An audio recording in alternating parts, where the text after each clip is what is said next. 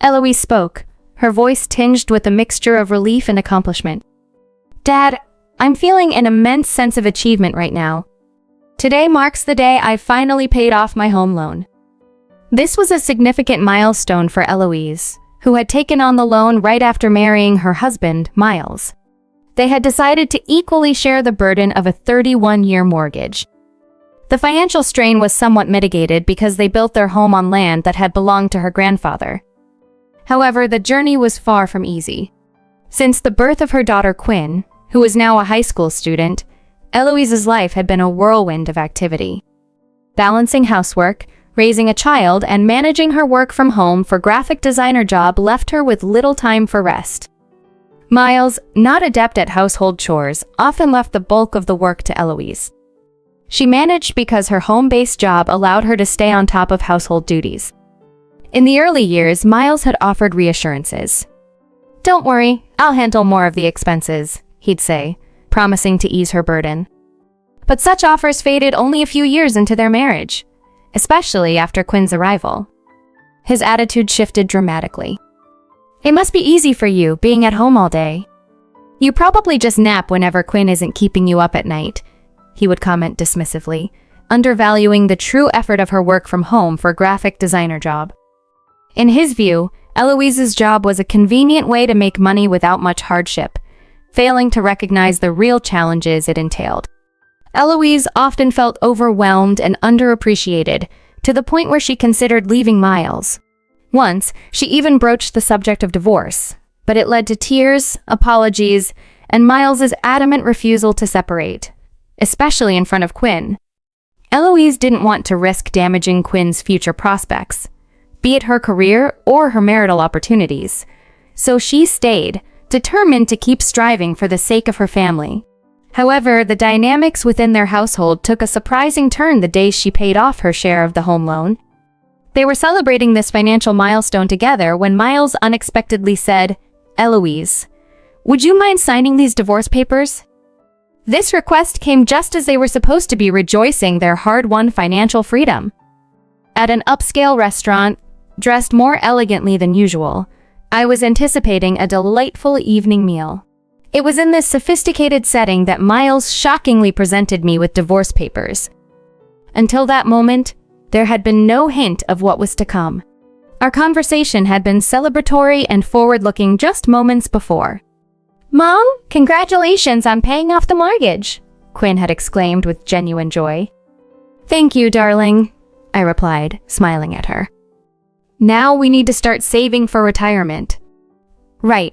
We can't just splurge," she nodded understandingly, "especially if I want to study abroad in the future." "I'll help with saving too," Quinn offered. "Just let me know if there's anything I can do." We were discussing our future financial strategies with optimism, relieved to finally be free from the mortgage. It felt liberating to think about speeding up our savings without the loan overhead. Quinn, now a high school student, was mature enough to engage in such substantial conversations, which was profoundly touching to me. Then, out of nowhere, Miles's harsh words cut through the warm chatter. "I can't see you as a woman anymore. Your desperate working puts me off. I can't deal with this anymore. I'm going to marry a younger woman now, so I need you to move out." Quinn and I were left speechless by his abrupt declaration, but Miles continued without pause. "Her name is Sarah. Want to see a picture?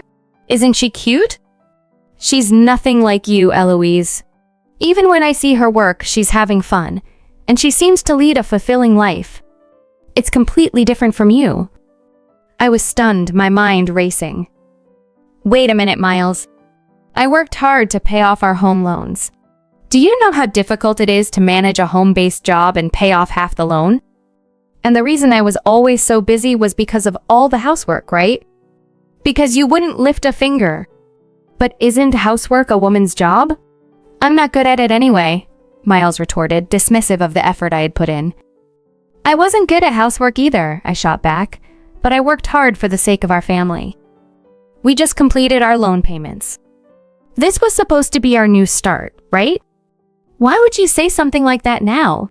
I remembered the distant past when I had suggested divorce, and he had begged me to stay for Quinn's sake.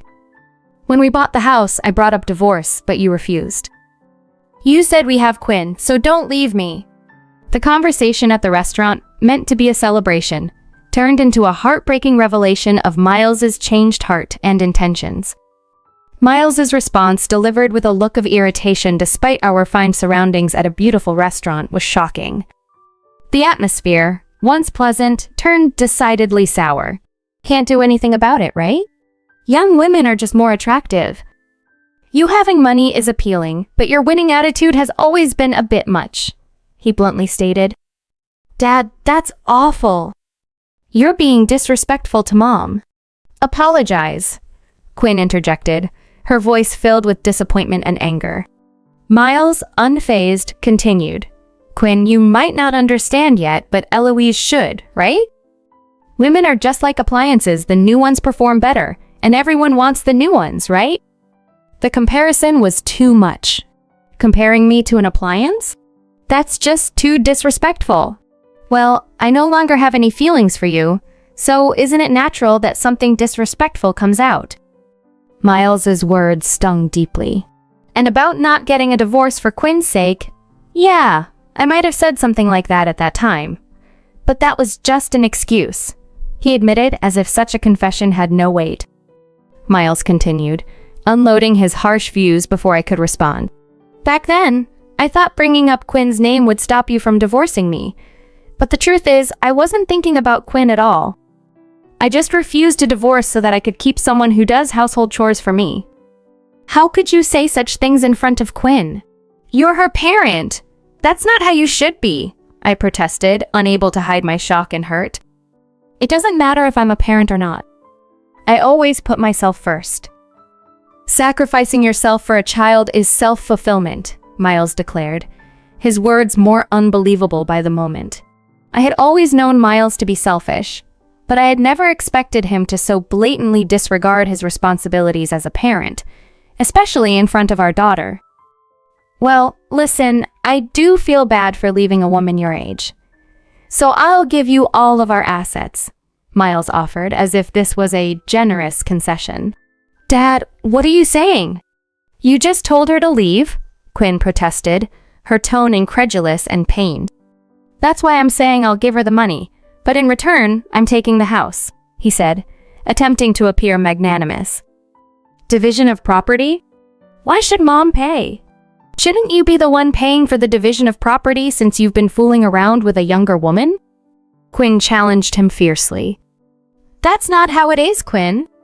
Your mom has her faults too, Mileson attempted to justify, but his words only deepened the divide, revealing his true priorities and leaving us both bewildered and hurt by his selfishness and lack of empathy.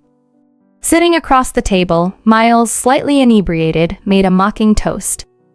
Let's consider the reasons for the division of property, perhaps the crime of not staying attractive enough, and oh, let's not forget the crime of prioritizing her daughter over her husband. He laughed loudly, the sound grating against the solemn atmosphere of the evening. Quinn, visibly angered by Miles's flippant attitude, clenched her fists. Despite her turmoil, I felt an eerie calm, or perhaps it was just a numbness, as if my mind couldn't fully grasp the absurdity unfolding before me. Miles's words seemed surreal, like those of a stranger. He says he'll give me all the money, but since we focused so much on repaying the loan, there isn't much left. Instead, he gets the house. And his reasons? Because I supposedly lost my attractiveness and put Quinn first. I mused internally, the logic failing to connect in any rational sense. As I wrestled with thoughts of seeking legal counsel and possibly involving our families, Quinn's voice cut through the tension. By the way, Dad, is that young woman you've been seeing from about 5 stops away on the subway? It's Sarah, isn't it? A bit older than me.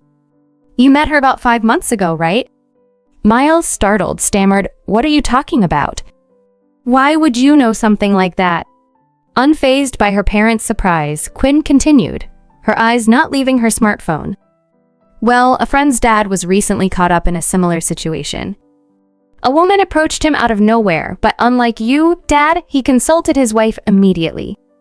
They figured out the woman's intentions and managed to avoid any trouble. He was wise, wasn't he? Quinn, What do you mean? How dare you speak to me like that? Miles's voice rose in a mix of indignation and disbelief. I'm just stating the facts, Quinn replied calmly. And that family had its own issues. Their marriage got tense, but they handled it.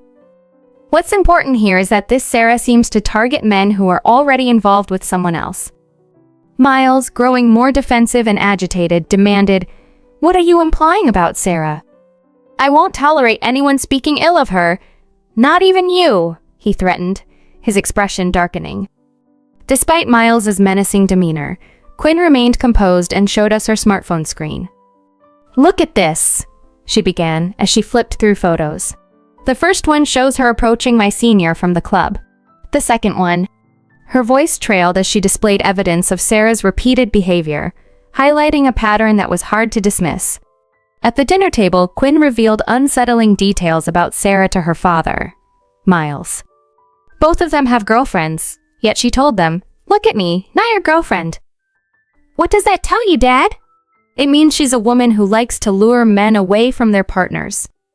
Miles appeared visibly shaken by Quinn's words, standing silent for a long minute as he processed the accusation. When he finally spoke, it was with a desperate defensiveness. She's not like that. Don't spread such lies. I love her, and Sarah loves me too. What would you know about these things? You're just a high school student. Even as a high school student, I understand more than you think, Dad. The real issue here is your reasons for wanting a divorce because Mom prioritized her daughter and didn't stay attractive enough? Are you joking? That's just absurd, Quinn retorted, her tone a mix of sarcasm and frustration. Miles, increasingly flustered, shot back. How dare you talk to your father like that? You're being disrespectful. Dad, it's you who's being disrespectful, Quinn countered calmly. Asking for alimony for such ridiculous reasons. Isn't the property under Mom's name? She's been the one managing our finances, covering living expenses, and doing the bulk of housework. If you really want a separation, you should be the one compensating Mom, not the other way around. You should even pay her back the full land price and be the one to leave the house, especially since you've been involved with Sarah. At Quinn's firm stance, Miles seemed lost for words, perhaps realizing deep down that he was at a disadvantage, but unwilling to admit it. His face reddened as he protested. You're just saying all this because you don't want your parents to get divorced. You're claiming my beloved Sarah is a homewrecker. That lie won't work on me. Sarah has told me I'm her destiny. Yay, whatever, Quinn responded, disinterested in her father's rebuttals and instead looking excitedly at the menu, contemplating what to order next. Meanwhile, Miles continued to vent his frustration, his voice growing louder. Sarah and I are meant to be together, and you are just trying to sabotage us. I could sue for defamation too. Really? I didn't know that. Wow, you seem to know so much because you're not a high school student, huh? Well, since you're so confident, why don't we involve a lawyer? You believe you're right, don't you? Quinn challenged, her tone sharp. But I don't think Mom could accept these kinds of absurd claims, right? Well, yeah, she concluded, leaving Miles grappling with the reality that his daughter wasn't going to easily accept his narrative or decisions. In the face of such bizarre arguments, I realized no one could truly win.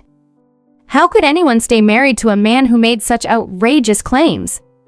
I had felt utterly shaken at first, but watching Quinn confront Miles with such composure had a surprisingly calming effect on me. Great. Then let's fill out the divorce papers now. We can sign them when we get home, okay? And submit them tomorrow, I suggested decisively. Afterward, we'll get a lawyer to discuss the division of property. All right, decision made.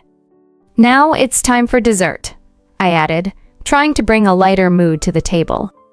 I was still taken aback by Miles's absurd statements, but his words unexpectedly gave me the courage I needed. No matter who Sarah was, I realized that my love for Miles had irrevocably faded. He couldn't remain a part of our lives after this debacle. Okay, I'm signing it, I declared, taking the divorce papers Miles had brought to the restaurant. We signed, then the three of us silently enjoyed our dessert and left the establishment. The next day, Quinn and I accompanied Miles to City Hall to submit the divorce papers.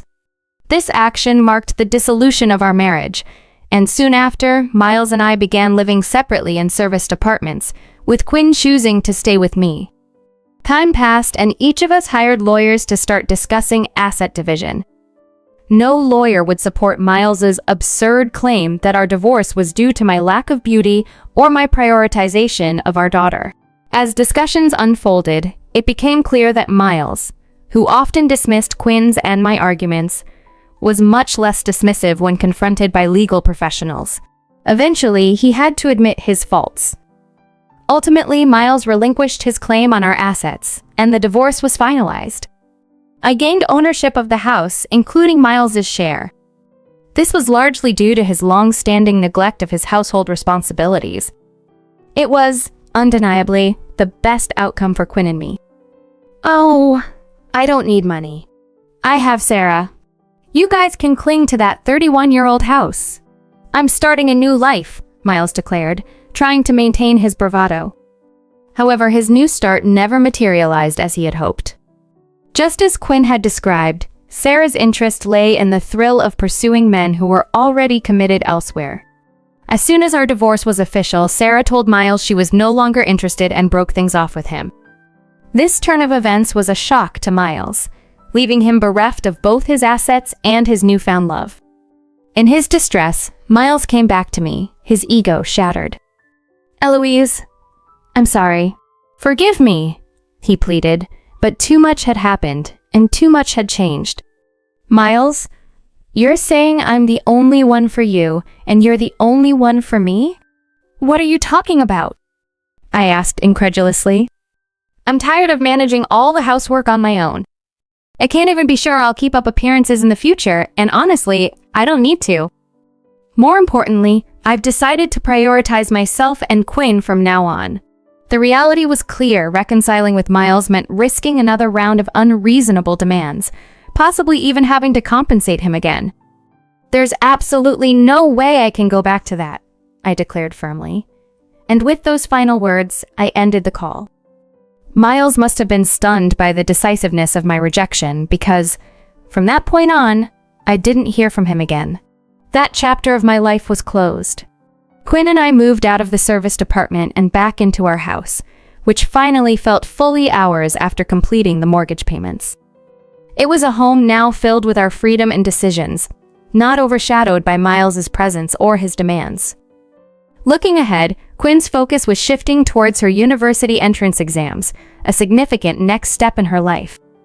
I plan to support her wholeheartedly, ensuring she had all she needed to succeed. Our lives, now more than ever, were about moving forward, not looking back at what we had left behind.